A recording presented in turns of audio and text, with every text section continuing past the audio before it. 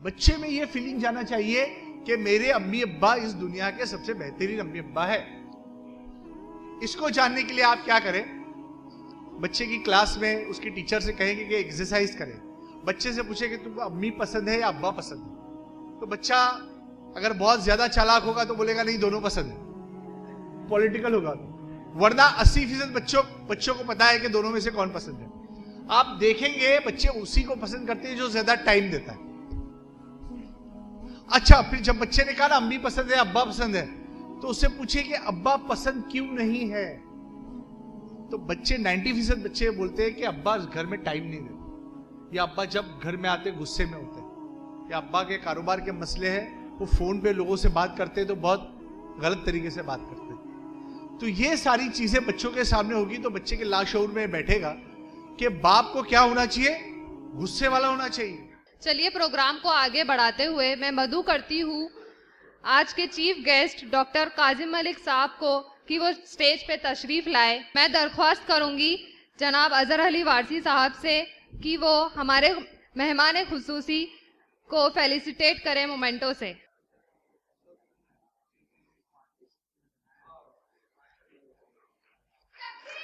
अल्लाहु अकबर, अल्लाहु अकबर। चलिए बढ़ते हैं तकरीर की ओर जिसका उन्वान बच्चे मुस्तकबिल जहान।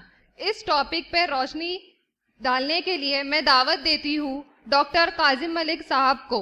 अस्सलाम वालेकुम रहमतुल्लाहि व बरकातुहू। मुझसे कहा गया है कि बच्चे उनका मुस्तकबिल और इन तमाम चीज़ों पर बोलिए, तो मुस्तकबिल पर बोलना खैर मुश्किल है, इसलिए कि जिस तरीके का मुस्तकबिल हमारे बच्चों के सामने आने वाला है उसका तसव्वुर करना थोड़ा बहुत ज़्यादा खुशाइंद नहीं है। मतलब आजकल बच्चों में जो आदतें हैं जो यहाँ पर बताई गई, मतलब जैसे मोबाइल का इस्तेमाल है, या जैसे बच्चों का अटेंशन स्पैन कम हो गया है।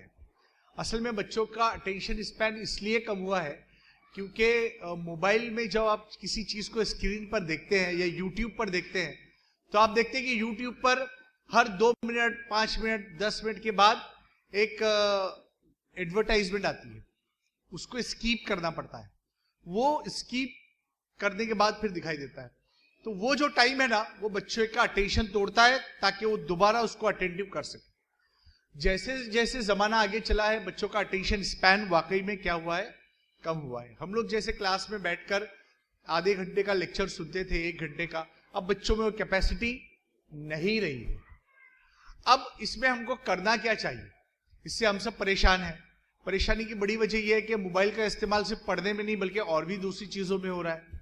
और बच्चे वो बहुत सारी चीज़ें ऐसी देख लेते हैं जो उनको अपनी उम्र के हिसाब से नहीं देखनी चाहिए, या कुछ ऐड ऐसे आ जाते हैं जो उनको नहीं व्यू करने चाहिए, लेकिन उस पर हमारा कोई कंट्रोल नहीं है। लेकिन इसके पहले मैं आपसे पूछूं कि आपका अपने आप पर मोबाइल का कितना कंट्रोल है। मतलब अगर मैं ये कहूं कि बच्चों को मोबाइल नहीं इस्तेमाल करना चाहिए, तो उसके पहले मुझे ये बात बतानी चाहिए कि पेरेंट्स को भी अपना मोबाइल नहीं इस्तेमाल करना चाहिए। लंदन में एक बच्चे ने पुलिस को फोन किया और कहा कि मेरी वालिदा मुझ पर ध्यान नहीं देती है। तो पुलिस आई, उसने कहा क्यों ध्यान नहीं देती है, तो बोले दिन भर मोबाइल में लगी रहती है। तो वहां बच्चे, छोटे बच्चे ऐसा कर सकते हैं, यहां हमारे बच्चे ये कर नहीं सकते। तो हमको ये लगता है कि पेरेंट्स बहुत अच्छे हैं और बच्चे बहुत नालायक हैं। जबकि आप देखें कि अल्लामा इकबाल ने कहा है कि कोई चीज निकम्मी नहीं जमाने में, कोई बुरा नहीं कुदरत के कारखाने में, कोई बच्चा बुरा, कुनज़हन, बदमाश, नालायक नहीं। सारे बच्चे अच्छे होते हैं।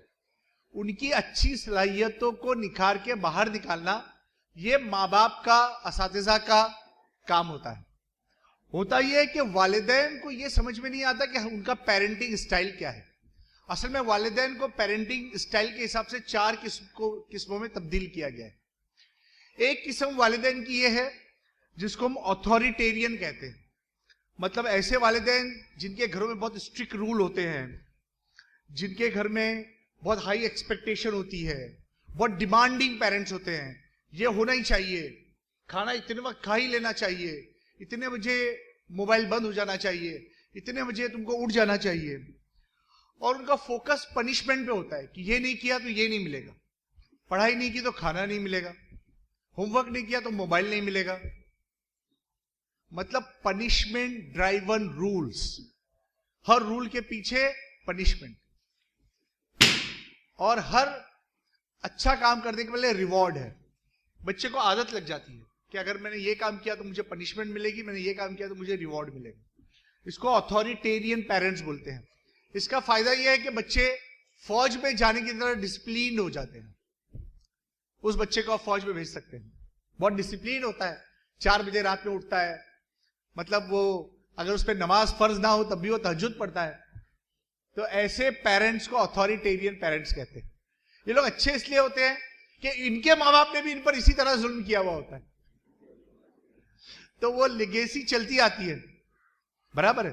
अब कल मैं एक प्रोग्राम में था, वहां बात हो रही थी कि अभी ये खातून बड़ी अच्छी थी, लेकिन जब से ये सास बनी है ये भी अपनी सास की तरह है। तो मैंने कहा तो इसमें नई बात क्या है, इसमें नई बात क्या है? ऐसे ही वालिदैन के ताल्लुक से है ना। जैसे एक बच्चे ने अपने वालिद से पूछा कि वालिद साहब क्या आपके अब्बा भी आपको मारते थे ऐसी जैसे आप मुझे मारते हैं? तो उन्होंने कहा हाँ, और उनके अब्बा भी उनको मारते होंगे? तो बोले हाँ बिल्कुल हाँ। तो बोले क्या मैं पूछ सकता हूं कि खानदानी गुंडागर्दी कब तक जारी रहेगी? तो बच्चों को मारना किसी मसले का हल नहीं है। और अथॉरिटेरियन में होता यह है कि बच्चे फिर उनमें कॉन्फिडेंस लो हो जाता है। बच्चों में कॉन्फिडेंस लो होने के बाद उनका परफॉर्मेंस आधा हो जाता है, और बच्चे फिर अच्छा परफॉर्म नहीं करते, क्योंकि वो जो कुछ भी करते हैं माँ बाप के डर से करते हैं। नमाज पढ़ते हैं माँ बाप के डर से पढ़ते हैं, लड़कियां नकाब पहनती है माँ बाप के डर से पहनती है, सब कुछ माँ बाप के डर से होता है, अल्लाह के डर से कुछ नहीं होता, क्योंकि आपने उसको पनिशमेंट इसी दुनिया में दे दी। दूसरी किस्म के पेरेंट जो है वो परमिसिव पेरेंट होते हैं। परमिसिव पेरेंट का मतलब ऐसे पेरेंट जिनकी डिमांड कुछ नहीं होती, वो बच्चे के दोस्त होते हैं, बच्चा जैसा चाहता है वैसा करता है, ये उसको सपोर्ट करते हैं। अक्सर माए जब उनकी लड़कियां कॉलेज में जाती है और कुछ देर से घर आती है या बाहर बर्थडे मनाती है या कुछ ऐसा कुछ करती है, तो उनसे पूछा जाए कि आप उसको क्यों इजाजत देते हैं, तो बोलती है हम तो पढ़े लिखे नहीं है भाई, हमने तो जिंदगी में कुछ नहीं किया। अब बच्ची कॉलेज जा रही है, 4 दिन हंस बोल लेगी तो तुम्हारा क्या बिगड़ता है? मैंने कहा आज हंस बोल रही है, कल आप रोएंगे। ऐसे माँ बाप होते हैं जिनको ऐसा लगता है कि हमारी जिंदगी बड़ी तकलीफ में गुजरी है, अब बच्चों को आजादी मिलनी चाहिए, चाहे वो पैसों से आजादी हो, चाहे वो वक्त की आजादी हो, चाहे वो मोबाइल की आजादी हो। तो इस तरीके से जो परमिसिव पेरेंट होते हैं, जो फ्रेंड टू फ्रेंड रहते हैं बच्चों के साथ, वो कभी कभी नुकसानदेह होता है। बच्चों के साथ फ्रेंड्स होना चाहिए, लेकिन किसमें? तबादला ख्याल में, बच्चों की राय लेने में। दूसरे किस्म के पेरेंट में। तीसरी किस्म के पेरेंट अथॉरिटेटिव होते हैं। मैंने पहला बताया था अथॉरिटेरियन, ये अथॉरिटेटिव, जिनके घर में क्लियर रूल होते हैं और हर काम के पीछे एक वजह होती है कि तुमको सुबह उठना चाहिए क्योंकि सुबह उठने की आदत अच्छी है, फजर में उठना अच्छा होता है, फजर में पढ़ा हुआ याद रहता है, इसलिए मत उठो कि मैं चाहता हूं कि तुम उठो। फोकस आपके हुक्म का क्या है? अथॉरिटेटिव भी ये होता है, हर रूल का एक मीनिंग होता है, उस मीनिंग के पीछे एक दलील होती है, तो इस पे आप काम कर सकते हैं। चौथी बात ये, चौथी टाइप ये कि एक अनइन्वॉल्व पेरेंट होते हैं, मतलब पेरेंट को पता ही नहीं कि बच्चा कहां जा रहा है। हमारे यहां बंबई में एक पेरेंट इस स्कूल में आए और टीचर से कहा कि कहां है मेरा बच्चा? तो टीचर ने कहा कि क्या नाम है आपके बच्चे का? तो बोले फला फला नाम है। तो बोले कौन सी क्लास में है? तो बोलने लगे आप टीचर है, आपको मालूम, मुझे क्या मालूम है? तो बोले शायद 6ठी में है या शायद 7वीं में है। तो 6ठी 7वीं का रजिस्टर देखे तो नहीं मिला। तो थोड़ी देर के बाद उस टीचर ने पूछा इसी स्कूल में है? बाद में बोले अरे नहीं, ये स्कूल में नहीं है, मेरा बच्चा दूसरी स्कूल में, बाजू में एक स्कूल है। इसको बोलते हैं अनइन्वॉल्व पेरेंट। बच्चा क्या कर रहा है उनको मालूम ही नहीं। तो मुझे उम्मीद है आप में से बहुत सारे पेरेंट ऐसे नहीं होंगे। ये खुशगुमानी आपके लिए भी अच्छी है और मेरे लिए भी, लेकिन हमको देखना चाहिए कि हमारा पेरेंटिंग स्टाइल क्या है और हम बच्चों से क्या एक्सपेक्ट कर रहे हैं।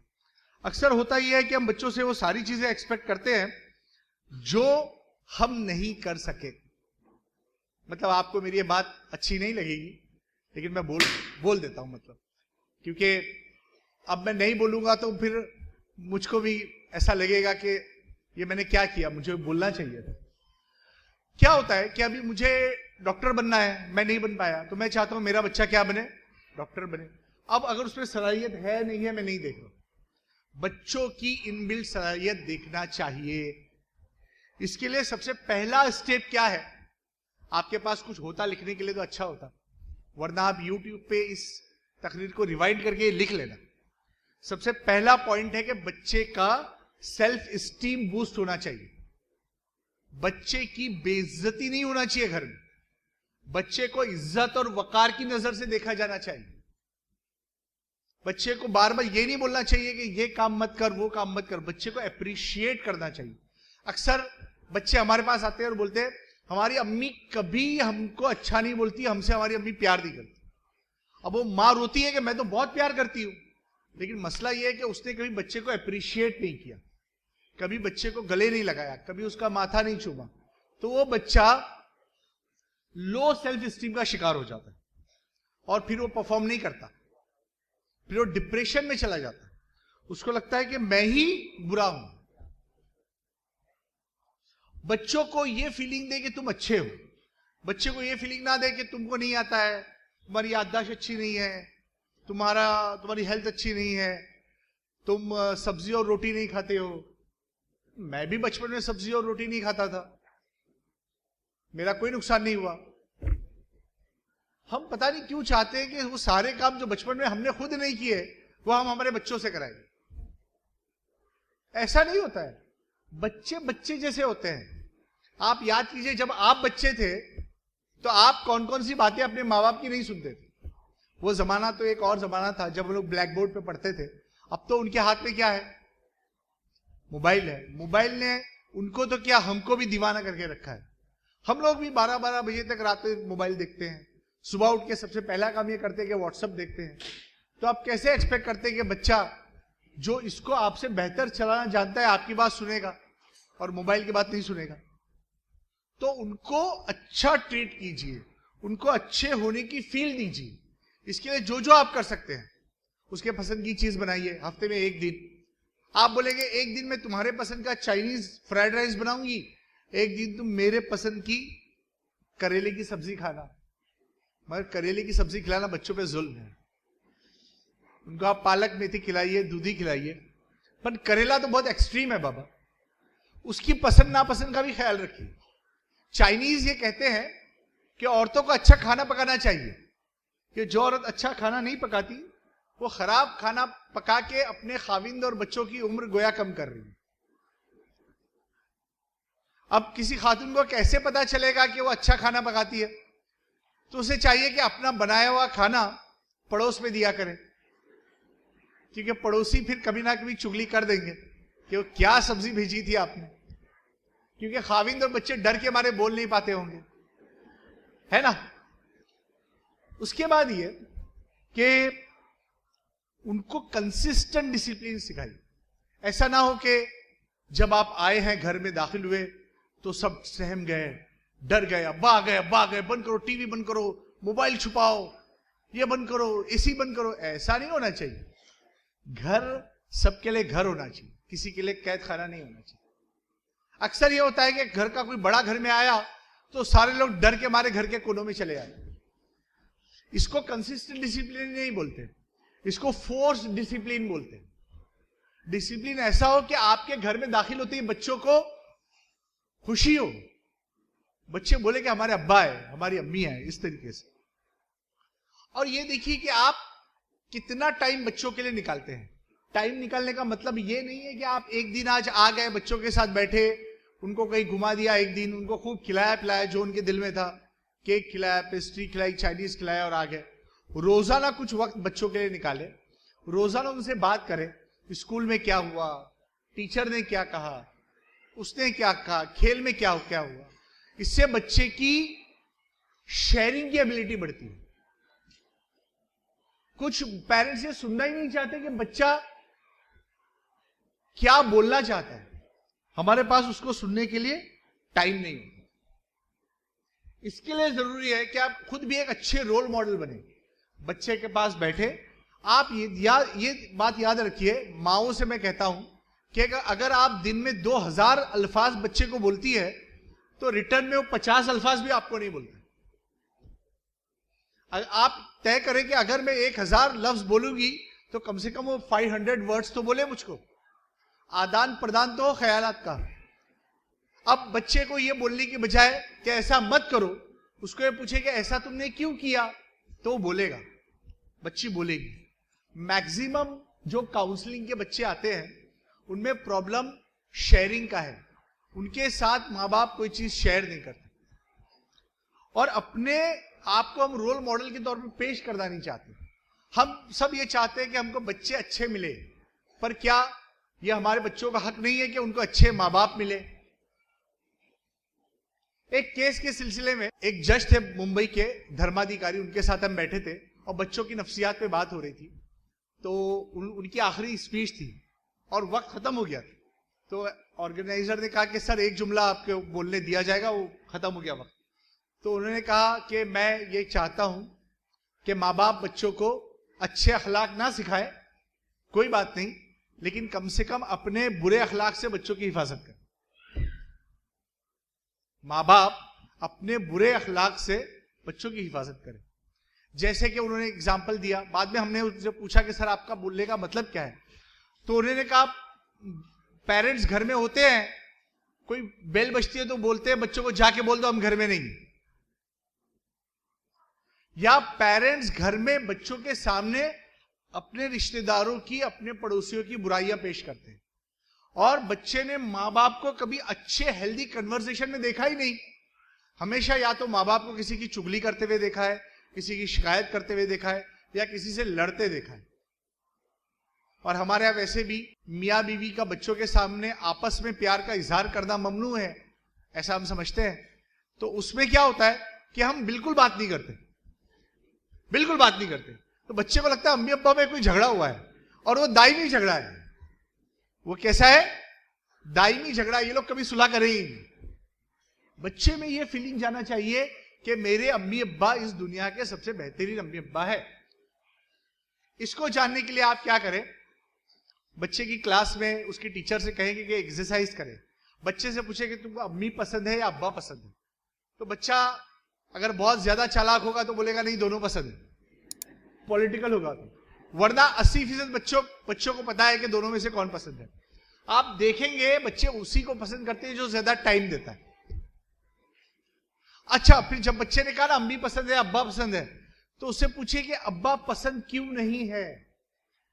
तो बच्चे 90% बच्चे बोलते हैं कि अब्बा घर में टाइम नहीं देते, या अब्बा जब घर में आते गुस्से में होते हैं, या अब्बा के कारोबार के मसले हैं, वो फोन पे लोगों से बात करते हैं तो बहुत गलत तरीके से बात करते हैं। तो ये सारी चीजें बच्चों के सामने होगी तो बच्चे के लाशऊर में बैठेगा कि बाप को क्या होना चाहिए? गुस्से वाला होना चाहिए। बाप से सब लोग डरने चाहिए। और पता नहीं कुछ घरों में ऐसा होता है कि भाई बाप का ये हक भी है कि घर में आए और अम्मी को मारे 2-4। कुछ बच्चे बोलते हैं कि आज तो कल रात में अम्मी को मारा अब्बा ने बहुत। तो ये कहां का इंसाफ है? अच्छा, कभी ऐसा हो सकता है कि बच्चे के जो दोस्त हैं उनको घर में इनवाइट करें, उनको कुछ खिलाए पिलाए, ताकि बच्चा किनके साथ बाहर घूम रहा है वो भी आपको पता चले, ताकि आप राय दे सके बच्चा वो दोस्त तेरा अच्छा नहीं, वो सहेली तेरी अच्छी नहीं। अब दूसरी चीज तो टेक्नोलॉजिकल होती है, जैसे आपके ही अकाउंट से बच्चा अपना यूट्यूब चैनल देखे, ताकि आपको पता चले हिस्ट्री में जाके कि वो क्या देख रहा है। और बच्चे का फोन लॉक ना हो, और अगर लॉक हो तो आपको लॉक अनलॉक करना पता हो, ताकि आप देख सके जाकर के उसने क्या क्या देखा है। कि वो अर्तुगरुल देख रहा है, कि वो छोटा भीम देख रहा है, कि वो ऑर्गी एंड कॉकरोच देख रहा है। बराबर है? और क्या? हाँ, तो ऐसे बहुत सारी चीजें बच्चे देखते हैं, तो मुझे भी पसंद है, मैं भी उनके साथ देखता हूं। तो जो चीजें आपको पसंद है बच्चे आपके साथ देखते हैं ना, तो जो चीजें उनको पसंद है वो बच्चों के साथ आप देखिए थोड़ी देर, तो उनको ये लगेगा कि हमारी बात सुनी गई। और घर में हमारा डेमोक्रेटिक है, घर कोई डिक्टेटरशिप नहीं है जहां पे हर चीज अब्बा के बोली हुए होती है, अम्मी की कोई राय नहीं है, ऐसा नहीं होता। दूसरी है कि एज ए पेरेंट आपकी कुछ लिमिटेशंस है। आप अपने बच्चे को दुनिया का सबसे अच्छा बच्चा समझते हैं, लेकिन उसकी तैयारी के लिए जो सामान आपके पास चाहिए नहीं, घर में वैसा माहौल, आने वाले मेहमानों की वैसी तरबियत, बराबर है। अब देखिए कुछ तो हमारे बाय डिफॉल्ट नुकसान हुए हैं। एक तो ये कि अंग्रेजी मीडियम में पढ़ाने की वजह से उर्दू पढ़ाना धीरे धीरे कम हो गया है। तो उर्दू में जो तहजीब थी, जो रिवायात थी, जो कल्चर था, जो शराफत थी, जो इज्जत थी, वो धीरे धीरे क्या हो रही है, खत्म होती जा रही है। एक ये बात है, तो उर्दू घर में पढ़ाने का एहतमाम करें। दूसरा, फेमिनिस्ट एजेंडाज के चलते हर औरत को ये लगता है कि मुझे कमाना चाहिए, और अक्सर अवार्ड भी मिलता है। तो देखिए, best doctor, best lawyer, best engineer, best entrepreneur. क्या कभी आपने देखा कि किसी खातून को अवार्ड मिला कि बहुत अच्छी हाउसवाइफ है, इसके 3 बच्चे, तीनों पढ़ के बहुत अच्छे बने, इसकी तरबियत का नतीजा इसलिए उसको अवार्ड मिला? कभी किसी हाउसवाइफ को अवार्ड नहीं देते हम समझते हैं कोई काम ही नहीं कर रही है, काम तो डॉक्टर इंजीनियर नहीं कर रही है। जबकि सबसे बड़ा काम, सबसे अहम काम यह है कि बच्चों की तरबियत की जाए घर में बैठकर। वो लाखों रुपये सालाना कमाने से ज्यादा बड़ी मेहनत। एक तो हर लड़की डॉक्टर नहीं बन सकती, हर लड़की इंजीनियर नहीं बन सकती। अब पढ़ा लिखा के वो काम ना करे तो हमको ऐसा लगता है कि बड़ा जुल्म हुआ उस पर, उसकी तो शादी हो गई। गोया शादी का हो जाना उसके लिए किसी सजा से कम नहीं। इसलिए आप देखेंगे, मेरी बात गौर से सुने, माए खास तौर पे, कि कुछ घरों में ये रिवाज बन जाता है कि अगर इस साल ये नहीं पास हुई ना तो इसकी शादी कर देंगे। गोया शादी करना ना पढ़ने की सजा है। बच्ची को लगता है कि शादी करने में मैं फंस जाऊंगी, तो ज्यादा दिनों तक इंतजार करती है कि शादी ना करे। कुछ लड़कियां इसी खौफ से पढ़ती रहती है कि नहीं, जैसे छोड़ोगी माँ बाप शादी कर देंगे। कितना बड़ा जुल्म है। हमको चाहिए कि जो लड़कियां बहुत पोटेंशियल रखती है उनको जरूर डॉक्टर बनाए, इंजीनियर बनाए, लॉयर बनाए, एंटरप्रेन्योर बनाए, फैशन डिजाइनर बनाए, सब बनाए। लेकिन ऐसी खवातीन जिनमें बहुत ज्यादा सब्र, बर्दाश्त, तहम्मुल है, तरबियत की सलाहियत है, वो जरूर खातून खाना बने। वरना आज से 20 साल बाद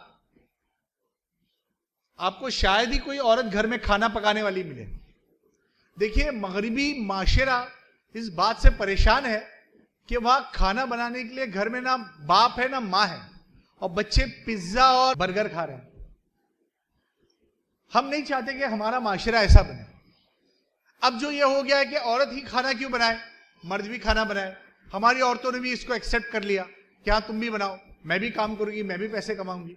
अब दोनों के पैसे कमाने की वजह से घर में बच्चे की तरबियत के लिए कोई अवेलेबल नहीं, तो इससे एक बहुत बड़ा लेक्यूना, बहुत बड़ा खला समाज में पैदा हुआ। इस खला को दूर करने के लिए किसी एक को कुर्बानी देना पड़ेगी, या तो हमको हमारी बारी तय करना पड़ेगी। बड़े तरक्की याफ्ता मुमालिक में ऐसा होता है दोस्तों कि घर में बारी तय होती है कि आज 2 दिन वालिद घर पे रहेंगे, दूसरे दिन 2 दिन अम्मी घर पे रहेंगे, ताकि बच्चों के साथ बात करें। कुछ घरों में ये रिवाज है, मतलब ये हम देखते हैं लंदन, जर्मनी, फिनलैंड, कि घर के सारे अफराद इतवार के दिन एक बड़े बास्केट में अपने सारे मोबाइल डाल देते हैं ताकि वो घर में आपस में बात कर सके। तो ये बहुत इंपॉर्टेंट है। जब आप पेरेंटिंग करते हैं तो आपको पता होना चाहिए कि आपकी पेरेंटिंग में क्या गलत हो रहा है। और ये स्ट्रक्चर्ड पेरेंटिंग नहीं है, ये क्लासिकल पेरेंटिंग है। जैसे हम बड़े हुए, हम चाहते हैं बच्चे भी वैसे बड़े हो। लेकिन आप मेरी बात का यकीन मानिए कि ये बच्चे आपकी बात नहीं सुनेंगे, क्योंकि ये जिस दुनिया में रह रहे हैं और जो एहसासात इनके पास है वो हमने कभी हासिल ही नहीं किए। आप वो तजुर्बे से गुजरे नहीं जिन तजुर्बे से ये गुजर रहे हैं। एक तो इनके पास मोबाइल है, दूसरे इनके पास लॉकडाउन लग गया है। लॉकडाउन में बच्चों का जितना नुकसान हुआ, उसी ने बच्चों को मोबाइल की तरफ क्या किया है, मोटिवेट किया है। अब आप बोलेंगे मोबाइल नहीं चाहिए तो बच्चे नहीं मानेंगे। आप ये बताइए मोबाइल में क्या देखना है, क्या नहीं देखना है। याद रखिए, यही बात हमारे साथ हुई थी 20 साल पहले जब हम टीवी देखते थे। तो जब हम यहां बैठते थे तो स्पीकर क्या कहते थे, टीवी देखना बुरी बात है, हमने बात नहीं सुनी, हम नहीं सुनेंगे। हमने ये तय किया कि उसमें अच्छा क्या है, और वैसे ही मोबाइल में आप ये बताइए बेटा अच्छा क्या है, और आप मोबाइल से मना करेंगे, बच्चा नहीं मानेगा। एक किताब है मिचाऊ काको की, एक बुक है the future of physics, the future of physics. उस किताब को पढ़िए, उसमें उन्होंने मुस्तकबिल के 3 अद्वार बताए हैं। एक दौर 2040 तक का है जिसे वो नियर फ्यूचर कहते हैं, एक 2070 तक का है जिसे वो फ्यूचर कहते हैं, और एक उसके आगे का दौर है जिसको फार फ्यूचर कहा जाता है। ये तीनों अद्वार में जो तरक्की होने वाली है, गैर मामूली तरक्की टेक्नोलॉजी की, उसका मुकाबला करने के लिए हमको बहुत जबरदस्त स्किल चाहिए, जबरदस्त स्किल चाहिए। याद रखिए, अगर हमने उन स्किल का इस्तेमाल नहीं किया, आज जो वेस्टर्न वर्ल्ड में पेरेंटिंग में वर्कशॉप हो रहे हैं, हम लोगों ने उनके नाम भी नहीं सुने हैं। हम लोग +40 पेरेंटिंग की काउंसलिंग देखते हैं कि ऐसे पेरेंट जो 40 क्रॉस कर गए, उनकी काउंसलिंग की जाए कि उनको बच्चों को कितनी जल्दी समझना है, क्योंकि जनरेशन गैप बहुत बड़ा हो गया है। आप घर में देखते हैं कि मुझे पता नहीं कि अगर आपकी 15 साल की लड़की है और 10 साल का बेटा है, उन दोनों में भी जनरेशन गैप। आप ये देखेंगे कि 2 अलग अलग क्लास के बच्चे आपके घर में है, एक 9वीं में और 10वीं में, उनमें भी जनरेशन गैप। इस जनरेशन गैप को मिनिमाइज करने के लिए आपको स्ट्रेटेजी बनाना पड़ेगी, और वो स्ट्रेटेजी है आपका अपना कम्युनिकेशन। कम्युनिकेशन अगर अच्छा नहीं हुआ तो आप परफॉर्म नहीं कर पाएंगे। मेरा वक्त कम है, मैं आपको 3 और बातें करके अपनी बात खत्म करता हूं। एक तो होना चाहिए टारगेट, आपको कैसे बच्चे की तरबियत कर दी, आप उसको क्या बनाना चाहते हैं। इसकी अलग अलग थेरीज है, मैं उसमें नहीं चाहता, मैं आपको डायरेक्ट बातें कर रहा हूं जो तहकीक है, थेरीज है, साइंटिस्ट है, उसके नाम नहीं बता रहा हूं। कि बच्चे वैसे ही बनेंगे जैसा आप चाहते हैं अगर आपने तरबियत की। एक चीज ये है। दूसरी चीज ये है कि बच्चे बनकर आए हैं, आपको सिर्फ ढूंढना है कि वो कैसे है। इसमें ये नहीं कि बच्चा अच्छा और बुरा भी बनकर आया है, ये माँ बाप तय करते हैं, ये माशरा तय करता है। 3 चीजें जो मैं आपको बता रहा हूं, एक है नेचर, मतलब बच्चे के जीन्स में क्या है। जैसे विश्वनाथन आनंद का बेटा अच्छा चेस खेलता है, AR रहमान का बेटा अच्छा म्यूजिक बजाता है, जाकिर नाइक के साहबजादे अच्छी तकरीर करते हैं, तो ये नेचर भी हो सकता है। मतलब कुदरती तौर पर, जहनी तौर पर उनका IQ अपने बाप माँ खानदान की तरह होता है। अक्सर बादशाह का बेटा बादशाह होता है, उसे माजूल भी कर दिया जाता था तो लड़के फिर बादशाह ले लेता था, क्योंकि वो उसके जीन्स में होता था। इसे नेचर कहते हैं। दूसरी चीज नर्चर होती है, आप कैसे उसकी परवरिश करते हैं, आप उसको क्या बताते थे। शिवाजी महाराज के बारे में आपने सुना होगा कि उनकी मां उन्हें कहती थी, तुझे एक जंगजू बनना है, तुझे इन पहाड़ों पर हुकूमत कर दी। बचपन से एक चीज जब बच्चे के दिमाग में जाती है तो बच्चा अपने आप को उस सिचुएशन में महसूस करने लगता है। अगर आप चाहते हैं कि आपकी बेटी अच्छी लॉयर बने तो उसको पुकारिए, उसका नाम अगर तस्नीम है तो उससे कहिए एडवोकेट तस्नीम, तो उसके लाशऊर में ये बात जाएगी। डॉक्टर सबा, डॉक्टर, बेटी को अपनी उस लकब से पुकारिए जो आप चाहते हैं। इसको नर्चर कहते हैं। उनको खूब प्यार दीजिए, उनको ये लगना चाहिए कि आपसे ज्यादा मोहब्बत करने वाला पेरेंट है नहीं दुनिया में। बच्चों के लिए दरअसल रोल मॉडल उसका पेरेंट। तो ये दूसरी चीज है नर्चर। तीसरी चीज है कल्चर, जिसके लिए हम यहां जमा हुए हैं, ताकि एक कलेक्टिव कल्चर आपको दिया जाए। क्योंकि नेचर पे आपका इख्तियार नहीं है, आपके बच्चे में क्या सलाहियत होगी। आपका इख्तियार 2 चीजों पे है, जो नर्चर है और जो कल्चर है। जैसा माशरा आप देंगे, घर आपका वैसे ही होगा। आपका घर दरअसल माशरे की निशानदेही करता है, माशरे को एंडोर्स करता है। आपको ऐसा लगता है कि मेरा घर अच्छा बना रहे और माशरा गलत होगा तो भी चलेगा, तो ऐसा कभी नहीं होता। इन 3 चीजों को अगर आपने ध्यान दिया तो आप अपने लिए एक बहुत अच्छे बच्चे दे पाएंगे। अगर बच्चे करियर में कुछ नहीं कर पाए तब भी आपके लिए एक फरमाबरदार बच्चे साबित होंगे। कल हमारे एक एडवोकेट दोस्त हमसे कह रहे थे कि मैंने सुना मुस्लिम माशरे में ओल्ड एज रूम नहीं है? मैंने कहा हाँ नहीं है। तो बोलता क्यों नहीं है? मैंने कहा भाई वो हम हमारे घर के बूढ़ों को घर में रखना, उनकी ताजीम करना, उनकी खिदमत करना सवाब का काम समझते हैं। ये करने के बाद उनकी तो जन्नत है, हमको भी जन्नत मिलेगी उनकी खिदमत करने से। और मैंने कहा माँ के पैरों के नीचे जन्नत है। तो बोले यार ये तो बड़ी अच्छी बात है। तो फिर दूसरे ऐसा क्यों करते हैं? मैंने कहा माँ बाप को बोझ समझते हैं, माँ बाप को बोझ समझते हैं। लेकिन क्या आपको पता है कि कितनी ऐसी खवातीन हैं जो ओल्ड एज रूम में है, गैर मुस्लिमों के, और वो मुस्लिम खवातीन है, उनके लिए हमारे पास माशरे में क्या इंतजाम? ऐसे बूढ़े जो बीमारी में मुब्तला है, उनकी हिफाजत के लिए हमारे पास क्या इंतजाम? उनकी खिदमत के लिए हमारे पास क्या है? हम कैसी बेटियां, कैसी बहुएं चाहते हैं? मेरे पास जितने केसेस आते हैं, कोई खातून शिकायत करती है अपने शोहर की, तो मैं जब डीप में जाता हूं तो मुझे पता चलता है कि दरअसल वो शोहर की शिकायत नहीं कर रही है, प्रॉब्लम शोहर की मां में है, मतलब उसकी सास में।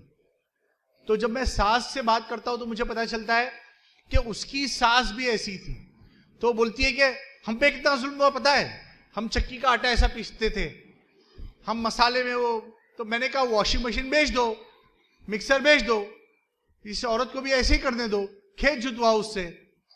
अब जमाना बदला है। आप क्यों चाहते हैं कि जो चीजें पुरानी हुई वो वैसी ही चलती रहे? रिवायात का गुलाम बने रहना दरअसल तनज़्ज़ुली की निशानी। आपको आगे बढ़ना है। कुरान आपको हमेशा आगे बढ़ने का पैगाम देता है, और जो हक है उसको तस्लीम कीजिए, प्रैक्टिकल लाइफ गुजारिए। मेरा बच्चा दुनिया का सबसे अच्छा बच्चा है, ये तस्वुर करना छोड़िए, पहले खुद उसके लिए अच्छे माँ बाप बनिए, और अपने कल्चर में, अपने माशरे में ऐसी सोसाइटी पनपने दीजिए जिसमें हर बच्चा हेल्दी फील करे। बच्चों को खेलने दीजिए, बच्चों को खाने दीजिए, बच्चों को बोलने दीजिए, ताकि बच्चा खुली हवा में सांस ले। वरना बच्चा स्कूल आके महसूस करता है कि अच्छा हुआ जेल से बाहर आया। क्योंकि अब देखिए, पहले यह होता था कि स्कूल में तरबियत होती थी, अब स्कूल में सिर्फ पोपट की तरह अल्फाज रटाए जाते हैं। टीचर बोलते हैं मेरे पास टाइम नहीं है तेरे को सुधारने का, तेरे माँ बाप से सीख कर आ, बराबर है। अच्छा, वो बच्चे हमारे इल्ला माशाल्लाह जुमा के खुतबे में भी जाते नहीं है, और जुमा का खुतबा वो कभी बच्चों पर फोकस नहीं होता है, वो आलमी मसाइल पर होता है, बच्चों को समझता नहीं है। हमारे खतीब इतनी बेहतरीन और उम्दा उर्दू बोलते हैं कि वो हमारे खवास भी समझ नहीं पा रहे अब तो बच्चे क्यों जाएंगे जुमा की नमाज में? तो वो जो तरबियत का एक बड़ा सुतून था वो वहां नहीं है। माँ बाप घर में, माँ भी काम कर रही है, बाप भी काम कर रहा है, घर में तरबियत का कोई नज्म नहीं है, स्कूल में टीचर के पास वक्त नहीं है, तो बच्चे की तरबियत कहाँ होगी? चाय खाना, होटल, पार्लर, यही है ना। आप बच्चे की स्कूल के लिए उसको स्कूल भेजते हैं, आप बच्चे को अरबी पढ़ाने के मौलवी को रखते हैं, बच्चे की तरबियत, अखलाकी तरबियत के लिए आपके पास क्या निजाम है? कोई निजाम नहीं। और फिर हम ये सोचते हैं कि बगैर कुछ अच्छा बोले बच्चे अच्छे निकले।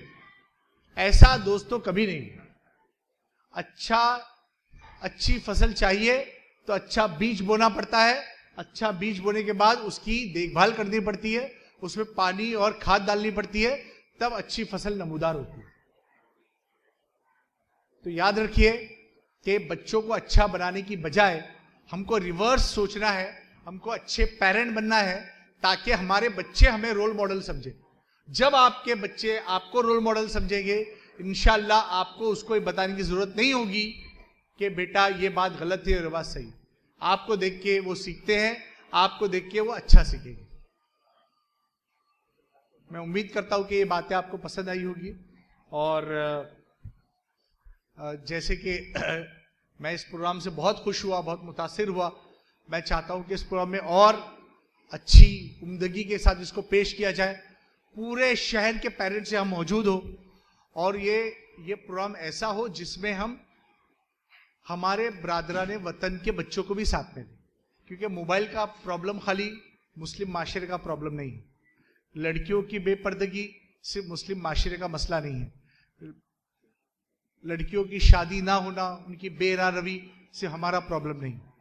हमारा प्रॉब्लम सिर्फ ये है कि बच्चा नमाज रोजा पढ़ने लगे, उसकी तरबियत, उसकी तबलीग आपके जिम्मे है। बाकी सारे मसले माशरे के मसाइल, उनको साथ में लीजिए। मेरे कई गैर मुस्लिम दोस्त ऐसे हैं जिन्होंने अपने बच्चों को स्कूल से निकाल लिया क्योंकि स्कूल तरबियत नहीं कर रहा था, और माँ ने अपनी नौकरी छोड़ी। कई मेरे साथ पढ़ाने वाली ऐसी टीचर्स हैं जिन्होंने बच्चों के लिए नौकरी छोड़ी, घर में है, कम कमाते हैं, लेकिन हम हर साल, वारसी साहब ने याद दिलाया, हर साल हम गोवा जाते हैं। गोवा में एक प्रोग्राम होता है और वो 4 से 5 दिन पर मुश्तमिल होता है। उसका नाम होता है तारे ज़मीन पर। गोवा में चूंकि सारी स्कूलें कॉन्वेंट है, याद रखिए, तो वहाँ की जमात इस्लामी ने एक औरतों का एक फोरम बनाया है। वो सारी औरतों को ट्रेनिंग करके टीचर बनाया है, और हर संडे को वो खवातीन बच्चों की इस्लामी तरबियत के लेक्चर लेती। वो सब खातून खाना है, 6 घंटे स्कूल चलता है, उसका सिलेबस है, उसका इम्तिहान होता है। उन टीचर्स की ट्रेनिंग के लिए हमको बुलाया जाता है। वो खवातीन इतनी जबरदस्त है कि वहां जब संडे वो एग्जाम चलता है, कई गैर मुस्लिम अपने बच्चों को वहां भेजते हैं क्योंकि वो पूरी मोरल तरबियत है। 1 घंटा इस्लामी लेक्चर होता है, 1 घंटा सिर्फ मोरालिटी में बात होती है। सच बोलो, कपड़े कैसे पहनो, खड़े कैसे रहना है, बात करने का तरीका, और इतने मुतासिर है गैर मुस्लिम वहां पे। और 1 घंटा वो आगे आने वाले हालात पे गुफ्तगू करते हैं, और बच्चों को खेल खिलाते हैं अलग अलग तरह के, बच्चों के साथ बात करते हैं बहुत सारी चीजों पे, बच्चों को करियर ओरिएंटेशन देते हैं। तो ये प्रोग्राम हम करते हैं। हम चाहते हैं ऐसा बड़ा प्रोग्राम यहाँ हो, तारे जमीन के नाम पे, पूरे पूना के पेरेंट्स आए, गैर मुस्लिम भी आए, सब आए, एक बड़ा इवेंट हो। उसमें हम ये बात करें, उसमें हम बताएं कि दरअसल असल मसला तरबियत का है, तालीम का मसला कतई नहीं है। तालीम तो इशू था ही नहीं कभी, इसीलिए तो हमने मदरसे कायम किए थे। तरबियत असल है। आज आप देखिए, दुनिया की सबसे अच्छी कंट्री जहां स्कूलिंग सबसे अच्छी है वो है फिनलैंड। 1 टीचर 19 बच्चे, ये रेशो है। स्कूल 6 घंटे चलता है, 2 घंटे पढ़ाई होती है, 4 घंटे खेलकूद होती है, और बच्चा सिर्फ बात करता है टीचर से। बच्चे को खाना पीना सिखाया जाता है, बच्चे को सोना भी सिखाया जाता है। चाइना में बच्चे को दोपहर में 10 मिनट के लिए आराम कराया जाता है, लाइट बंद करके बोलते हैं आराम करो। ये तरीका मैंने बिदर में देखा, शाहीन में। दोपहर होती है, जोहर के बाद, खाने के बाद लाइट वाइट बंद करके क्लास में आधा घंटा लोग सो जाते हैं, आंख बंद करते हैं, और उसकी जबरदस्त ट्रेनिंग दी गई। मगरिब के बाद 1 घंटे में 8 बजे खाना खा के लोग खत्म कर देते हैं, कोई 11-12 बजे तक नहीं जाता। याद रखिए, हजरत अबू बकर सिद्दीक रज़ियल्लाहु ताला अन्हु की नसीहत है कि ए उमर, जब उन्होंने हजरत उमर को खत लिखा कि ए उमर, अल्लाह ताला हर काम को उसके वक्त पर पसंद करता है। उसे ये बात पसंद नहीं कि जो काम उसने दिन में कहा है उसे तुम रात में करो, जैसे रात में कर दिया हुक्म दिया है उसे दिन में करो। इसलिए कामों को उनके वक्त के मुताबिक किया करो। ये बहुत बड़ी नसीहत है। आप ऐसे बड़े बड़े खानदानों का विजिट करें जहां बच्चे बहुत अच्छे बड़े हैं, आप देखेंगे उनके पास टारगेट है, उनके पास डिसिप्लिन है, उनके पास फोकस है। ये 3 चीजें याद रखिए, एक टारगेट तय कीजिए, एक डिसिप्लिन अपने आप में लाइए, घर में लाइए, और एक फोकस रखिए। तो इंशाल्लाह आप अपने बच्चों को एक अच्छी जिंदगी दे पाएंगे, और हम मुस्तकबिल में एक बेहतरीन माशरा, जिसकी हम हमेशा से तवक्का करते हैं, और जो मतलूब माशरा है, उसकी तरफ गामजन हो पाएंगे। अब मुझे मौका देने के लिए बहुत बहुत शुक्रिया। अस्सलाम वालेकुम।